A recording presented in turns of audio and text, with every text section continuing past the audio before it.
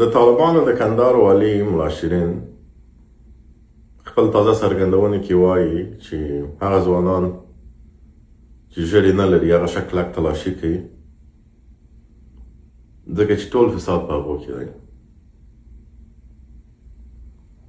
اوله خبره دا ده چې د ملا شیرین نوم، د ملا شیرین مخ او د ملا شیرین خبرې د یو احمق او د یو جاهل انسان دی.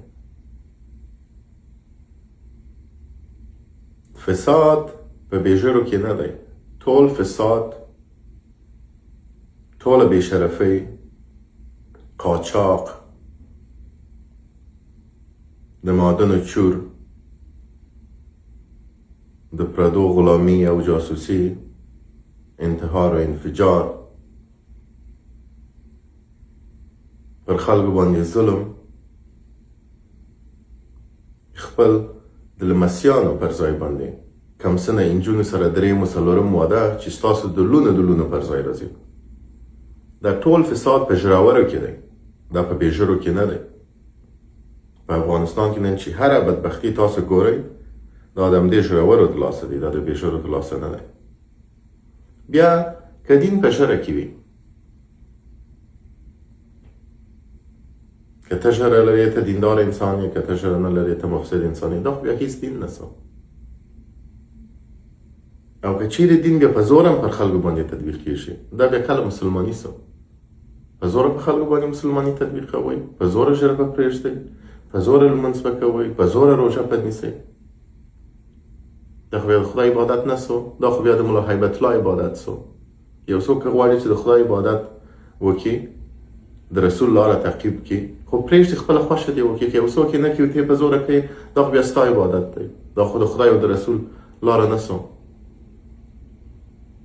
بیا یهودان خو تر تاسو ډېر ښه ژړې پرېږدي.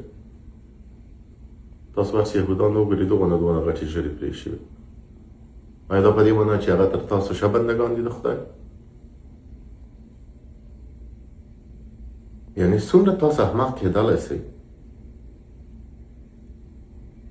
بله ورځ د غزني د پوهنتون خبرتیا مې لیدل، د پوهنتون خبرتیا د خدای روی، په هغه کې لیکلي دي چې تاسو به نیکتایي نه اچوئ، دریشي به نه اچوئ، عکسونه به نه اخلئ، ژر به پرېږدئ، وریښتان به داسې پورته نه وهئ.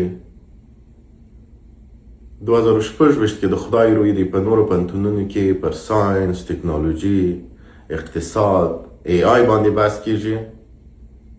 زموږ چارپایه حیوانان، زموږ ژراور، زموږ جاهلان پوهنتون کې پر دې بحث کوي چې ته باید نیکتایي ونه چې دا د کفارو تقلید دی.